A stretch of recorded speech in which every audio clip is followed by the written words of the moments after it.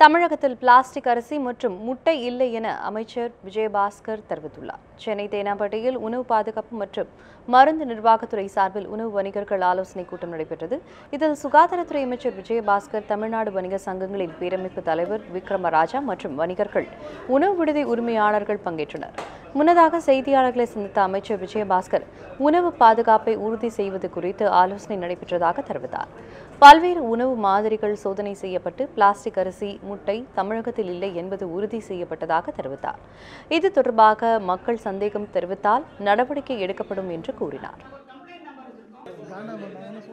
மாண்புமிகு அம்மாவுடைய அரசினுடைய நோக்கம் பொதுவாக தமிழகத்தில் எந்த கலப்படம் இல்லாத உணவு விநியோகத்தை உறுதிப்படுத்துவது என்ற அடிப்படையில் இந்த கூட்டம் நடத்தப்பட்டு கொண்டிருக்கிறது.